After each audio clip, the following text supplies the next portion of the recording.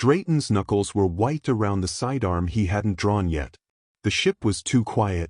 The air recycling units hummed, the bulkheads ticked faintly from the stress of warped metal, but beyond that, nothing.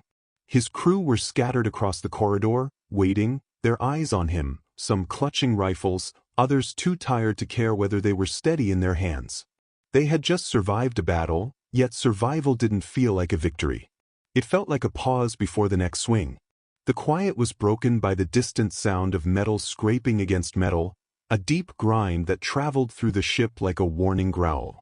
Drayton finally holstered the pistol and forced his voice to steady. "Report." Nora Hale, his lieutenant, emerged from the smoke drifting down the corridor. Her uniform was torn along the sleeve, her face streaked with grease and dried blood. She didn't salute. She never did when things were this bad. "Engineering bay is sealed. Half the deck's gone. If we push the core any harder, it's going to melt right through the hull." She paused, letting the words hang in the air where the crew could hear them. "We can't outrun anyone in this state. Not anymore." The crew shifted uneasily. They knew what that meant. They were deep inside hostile space, wounded and alone, and the ship that was supposed to protect them was a dying animal. Drayton pressed his palm against the wall, feeling the faint vibration of systems that were never meant to run this hot. He wanted to curse, wanted to hit the bulkhead until his hand shattered, but he kept his face locked. They needed a captain, not another scared body in the hallway. "How many casualties?" he asked. Nora hesitated. That told him more than the number. 47 confirmed. 20 more missing. Most of them were on the lower decks. The weight of it pressed against his chest. He swallowed it down and gave a curt nod. "We hold what's left. No one talks about retreat, no one talks about surrender. If this ship is breathing, so are we." That steadied the crew, at least enough to stop them from fracturing here in the corridor. He could feel their eyes on him, clinging to his certainty even when they had none left for themselves. Before anyone could move, the ship's sensors shrieked alive, a sharp tone that echoed down the passageways. Lights snapped over the displays, and Nora's voice tightened. "They found us." Drayton didn't need to ask who. He already knew. On the other side of the void, High Commander Sarek Brask stood within the command chamber of his flagship, a cold sphere of glass and alloy suspended above the stars. His officers were arguing in panicked bursts, their voices sharp and overlapping. None of them could explain how the Terran vessel still existed after the last engagement. By every calculation, the humans should be dead, their hull scattered to fragments. Yet the sensors showed it clearly, bleeding heat, leaking radiation, still moving. "Enough." Brask's voice silenced the chamber. It was not loud, but it carried weight the others did not dare test. He moved closer to the projection of the Terran ship, studying the battered silhouette. Its lines were primitive, brutal, no elegance in its design, only function. He could almost feel the stubborn heartbeat inside it. "They will not run," Brask said. "They never do. They will come forward, again and again, until the memory of them is carved into our bones. That is their strength, and it is the danger you still refuse to understand." The younger officers exchanged glances. They were trained to believe in overwhelming force, in precise formations and calculated strikes. Brask could see their disbelief. They still thought the Terrans were only men and women with fragile bodies and short lives. They had not fought them before. He had. He lowered his gaze to the map again and his jaw set. "Do not chase them. Do not provoke them. If the Terrans are here, then war has already begun. We will either end it quickly, or they will teach us again why their kind is feared." Back aboard the Resolute, Drayton watched the enemy signals grow stronger on the tactical screen. Too many ships, too close, too ready. His crew waited for him to speak. Nora leaned in, her voice low so only he could hear. "Graham, if we face them head-on like this, we're finished." He kept his eyes on the screen, the enemy closing in, and forced himself to breathe evenly. "Then we don't face them head-on. We make them come to us, and we show them what desperation looks like." Nora's expression flickered between fear and a grim kind of respect. The crew shifted again, whispering among themselves, the air growing tighter with every second. Outside, The alien ships shifted formation, preparing to strike. Inside, Drayton let the silence stretch, the weight of it pressing over every soul on board. "Stations," he finally said, his voice steady. "If this is where we die, let's make sure they remember who killed them first." The crew moved. The storm was coming. And in the silence before the clash, something cold twisted in Drayton's chest, a feeling he would not admit aloud, the sense that the High Commander watching from across the stars already knew him. The first strike came without light, only pressure. A silent tremor ran through the Resolute as a plasma bolt skimmed the shields and cracked along the hull like thunder underwater. The crew flinched, then froze, waiting for the next blow. It came seconds later, harder, tearing one of the dorsal turrets clean from its mount.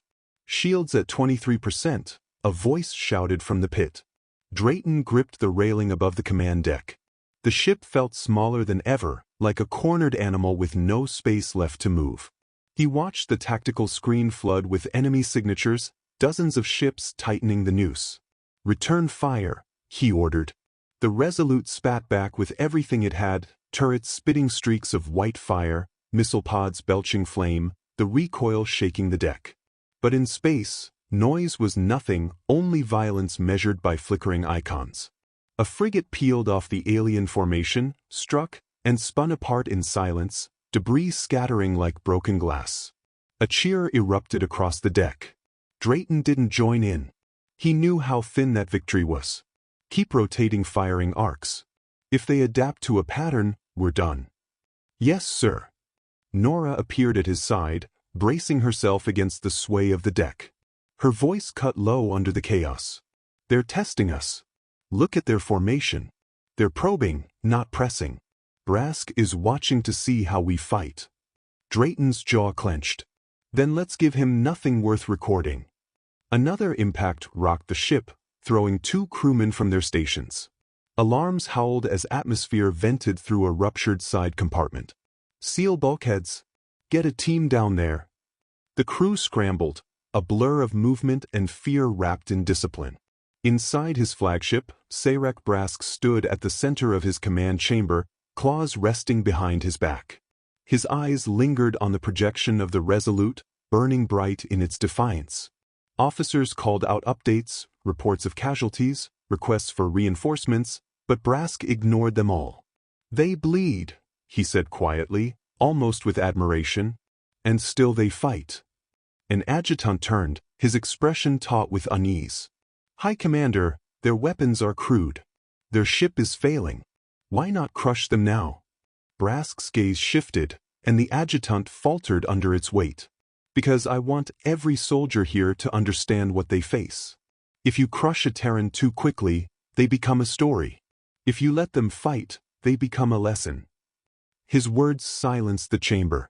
Back on the Resolute, the deck lights flickered. Engineering reported cascading failures across the primary grid. The crew was drowning in damage reports. "Captain," a pilot called out. "Permission to break formation, strike their flanks. We can thin them out." Drayton snapped around. The young ensign O'Connell was barely out of training, sweat beading on his temple. "You break formation, you'll get yourself killed," Drayton said flatly. "With respect, sir, we're already dying." The silence that followed cut through the noise. The crew's eyes flicked between their captain and the pilot, tension sparking. Nora stepped forward before the moment cracked. "Hold your station, ensign." "That's an order." O'Connell's jaw tightened, but he obeyed, hands shaking as he turned back to the console. Drayton exhaled, voice lower now. "I'll get you the chance to strike. But not yet." He turned back to the screen, fingers curling tight around the railing. Every decision was heavier now, lives dangling on each call. The aliens pressed harder, beams slicing across the hull. The Resolute staggered. A plasma torpedo broke through, ripping into the starboard side. Metal screamed as compartments tore open, fire blooming in 0G. Drayton barked orders, his voice sharp, unflinching. "Cut power from non-essential systems. Feed everything into weapons and shields." Nora leaned in again, whispering through the smoke. "You keep doing this, we'll burn out the core.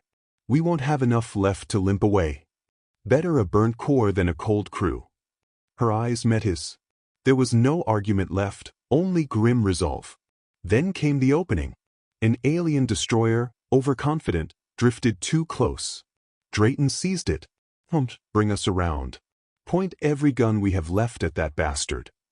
The Resolute swung hard, its frame groaning. Turrets locked, missiles armed, and in a single devastating volley, the destroyer erupted in flame. The crew roared, fists slammed against consoles, voices cracked with raw release. Drayton let them have it, even if only for a heartbeat. But his eyes stayed on the display. The enemy was still too many. They had drawn blood, yes, but the price was climbing. Hours dragged like days. The Resolute fought tooth and nail, bleeding metal and men, improvising with every hit. Systems rerouted through jury-rigged lines, weapons firing from half-broken batteries, crew working with hands blistered and lungs raw from smoke. By the time the alien fleet finally pulled back, the Terrans were barely standing. The bridge stank of burnt circuitry and blood. Crew slumped in their chairs, eyes hollow, uniforms soaked in sweat. Nora dragged herself up beside Drayton, wiping her face with a torn sleeve. "They're regrouping," she said hoarsely. This wasn't the real push. Drayton stared at the tactical map. The enemy ships pulled back, forming tight lines, a wall of firepower on the edge of sensor range. Watching. Waiting. "They wanted to see how much we could take," he said quietly. "Now they know." He didn't look at Nora when he added, "And now we know too." Her eyes narrowed. "Know what?" Drayton's gaze fixed on the enemy wall, his voice carrying a weight that chilled her. "That this isn't about winning anymore. It's about showing them what it costs to fight us." In his flagship, Sarek Brask leaned over the display of the battered Terran vessel. He could see its wounds, its failing systems, yet still it held. He closed his eyes for a moment, memory dragging him back to another war, another ship that should have died but didn't. "High Commander," an officer asked, hesitant, "do we finish them?" Brask's lips curled in something between a snarl and a smile. "No," he said. "We bleed them slower. Let the lesson spread." The Resolute drifted in silence, battered but alive. Crew patched wounds, counted losses, whispered doubts. In the captain's quarters, Drayton sat alone, his hands trembling for the first time all day. He reached for the comm, ready to record the message he knew might be his last. But before he could speak, the console flashed with a signal. An encrypted transmission buried deep in the ship systems, one he had never seen before. He opened it, and the words that filled the screen made his stomach twist. This wasn't their first war with the Coalition. Someone had lied. And someone had sent them here knowing the truth. The hidden transmission burned on Drayton's screen, lines of text and fragmented recordings stitched together from deep in the ship's systems. Not standard military code, not something anyone should have stumbled into by accident. The words were jagged, pieces of a buried truth. Coalition Engagement Archive, Year 212. Status, inconclusive. Human casualties, severe. Civilian settlements lost, classified. Resolution, ceasefire under sealed treaty. Memory redacted by order of command. Drayton stared at it, jaw clenched until his teeth ached. His mind clawed through the implications. They weren't the first Terran ship to fight here. Humanity had already bled against these aliens generations ago, and the records had been wiped. Someone had scrubbed Earth's memory clean, built a false history of first contact. Nora's voice pulled him back. "What is it?" He turned the screen so she could see. She leaned in, reading fast, her eyes narrowing with every line. Her lips parted, then shut tight again. "They lied to us," she whispered. Drayton nodded slowly, the weight pressing on his shoulders. "Not just to us. To everyone. We're not explorers stumbling into danger. We're soldiers cleaning up a mess command buried decades ago." Nora exhaled, sharp and bitter. "That means they sent us here knowing exactly what we were walking into." The silence between them stretched, thick with anger neither of them could swallow. The Resolute limped through the dark, scarred and hollow. Fires still smoldered in gutted compartments. The wounded lay in makeshift bunks, tended by medics running on fumes. The air carried the metallic tang of blood mixed with recycled oxygen that had long since lost its freshness. Drayton gathered his officers in the strategy bay, the few still able to stand. Faces pale, eyes rimmed red, uniforms stained with smoke and sweat. He laid the truth bare, no softening. This isn't our first war with the Coalition. Command erased it. The last time we fought them, we barely survived. Now they've thrown us back into the fire, and they didn't even give us the history. A ripple of voices rose in disbelief, anger sparking into the air. Lieutenant Barrett slammed his fist against the table. So we're here to die for something they couldn't finish the first time? That's it? Quiet, Drayton snapped. The word cut like a blade. He scanned their faces, letting the fury and betrayal simmer without boiling over. We don't get to choose the war we're handed. But we do get to choose how it ends for us. Nora's eyes flicked toward him, sharp with unspoken accusation. He caught it, but he didn't flinch. Across the void, High Commander Sarek Brask stood alone in the observation dome of his flagship. The stars stretched endless, cold, yet his eyes were fixed on the ragged point of light where the Terran ship crawled forward. The past pressed at him, memories that younger officers could never understand. He remembered the First War, the way humans fought even when crushed, the way they forced his people into retreat. He remembered the silence afterward, the Council's decision to bury the truth so their children wouldn't grow up afraid of Terrans. And now here they were again, clawing through fire, refusing to yield. One of his aides approached cautiously. High Commander, the Council demands your report. They want assurance this threat is contained. Brask didn't turn. His voice was low, steady. Tell them nothing. The Council feeds on illusions. The Terrans will tear those illusions apart for me. The aide hesitated. And if they reach the heart of the war hub? Brask's gaze never wavered.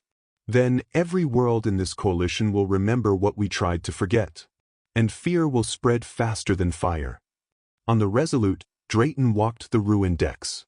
He forced himself to look at each injured crew member, each burned corridor, each body bag sealed for cold storage. Their eyes followed him, searching for strength, for something human in the man giving them orders. He gave what he could, but inside he was unraveling. Nora caught up with him near the medbay. Her voice was raw, stripped of rank. Graham, you can't keep holding it all in. They need more than orders. They need you to bleed with them. He stopped, shoulders tense. If I bleed, we all drown. You know that. Maybe, she said softly, stepping closer. But if you stay stone, they'll break anyway.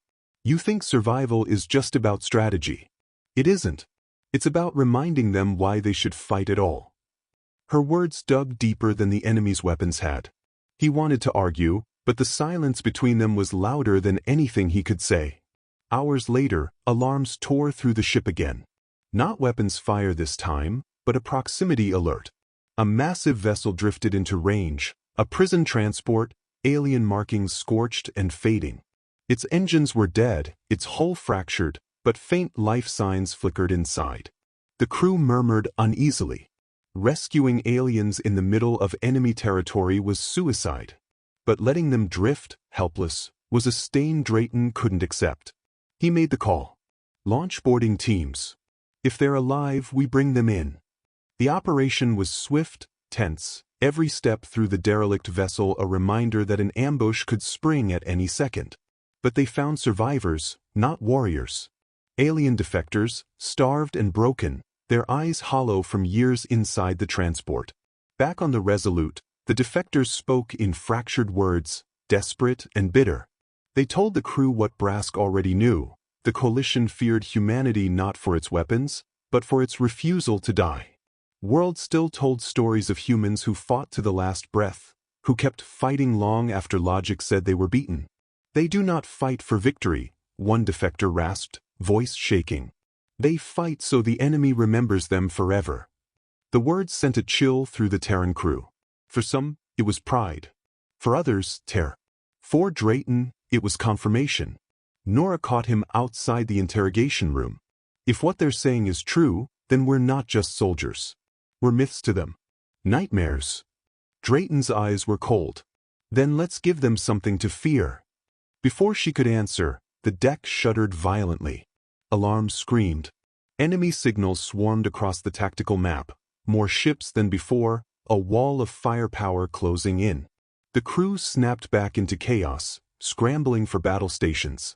Drayton took his place at the front, his voice cutting through the storm. Brace for impact. This is the fleet they've been saving. Nora's face went pale as she read the incoming signatures. Graham, this isn't just a strike group. It's an armada. Drayton's gaze locked on the screen. His voice was steady, but inside he knew the truth. This wasn't survival anymore. This was the beginning of the reckoning. The medbay stank of disinfectant and burned metal, a smell that clung to Graham's uniform as he sat on the edge of the cot, shoulders tense. The bandage across his ribs was tight, pulling with every breath, but his mind was fixed on the quiet hum of the ship around him. It was the kind of silence that came after chaos, one that dared you to believe you were safe when you weren't. Lieutenant Vega leaned against the doorway, her expression sharp despite the exhaustion in her eyes. "You're supposed to be resting, Captain." Graham gave a humorless smile. "I'll rest when we're out of this sector." He pushed to his feet with a wince. "What's the status?" Vega hesitated, then followed him out into the corridor, lowering her voice. Comms picked up chatter. The Zorith fleet is regrouping on the far edge of the nebula. They're waiting for something. Maybe reinforcements. Or an order, Graham muttered. He knew whose voice those soldiers were waiting for. Sarek Brask didn't need to shout to command obedience. His name alone was enough to keep men from retreating. Graham had seen his type before, in history books and in the cold faces of human generals who sent young men into fire with calm certainty. The thought of him directing his fleet against Earth made Graham's stomach twist. They reached the bridge. Screens flickered with data streams, sensor feeds, and the faint outline of enemy signatures pulsing in the darkness. The crew looked worn, but steady, hands moving with quiet precision. Ensign Marlowe broke the silence. "Captain, new transmission. Not directed at us. Encrypted, but we cracked part of it." He hesitated. "It's Brask." The name washed over the bridge like a cold wind. "Play it," Graham said.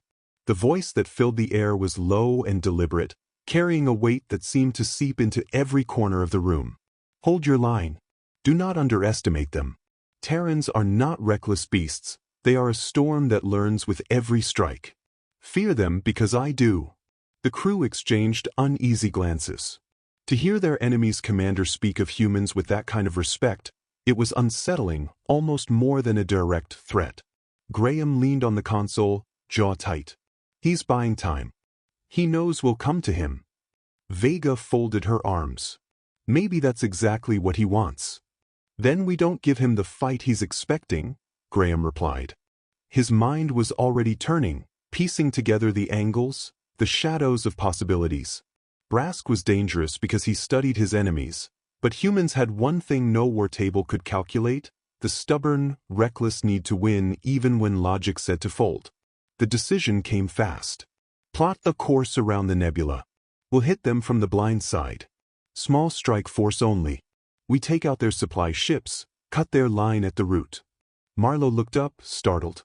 "Captain, that puts you right in their teeth." "That's where we do the most damage," Graham said simply. He caught the eyes of his crew, one by one. "They think they've measured us. Time to prove them wrong." A murmur of agreement rolled through the room, grim but steady. Even in fear, there was fire. As the ship prepared to shift course, Vega stayed close, her voice quieter now. "You really think we can outplay him?" Graham allowed himself the smallest of smiles, one born not of certainty but of defiance. "No one's unbeatable. Not even Sarek Brask." On the far side of the nebula, Brask stood before a vast holomap, claws tapping against the console as his officers reported in. His eyes narrowed as he watched the human signatures shift. They weren't retreating. They weren't cautious. Bold, he murmured to himself. Or desperate. For the first time in years, a hint of something unfamiliar touched his voice, something that made his officers stiffen. It was curiosity, and that was when the alarms flared. The Terran frigates broke formation like hunting wolves, streaking through the dark with drives burning hot. Graham Drayton stood at the center of the bridge, watching as their ship, the Resolute, angled toward the nebula's far edge. Enemy signatures were scattered like coals in an old fire, faint until you realized they burned hotter the closer you got. "Strike group is ready," Marlowe reported, hands flying across his console. 3 corvettes, 1 destroyer, and us. "That's it," Vega said under her breath. "Against half a fleet." Graham didn't flinch. "That's all we need." The Resolute cut through the nebula, particle dust smearing the view into streaks of crimson and violet. Static rippled across the hull, making the deck plates hum. For a moment it felt like flying through the bloodstream of some sleeping god. And then the sensors lit up. The Zorith supply ships loomed ahead, their escorts pulling tight to shield them. They were massive, carrying the fuel and ordnance that kept Brask's war machine alive. Destroy them and the fleet would choke. "Launch fighters," Graham ordered.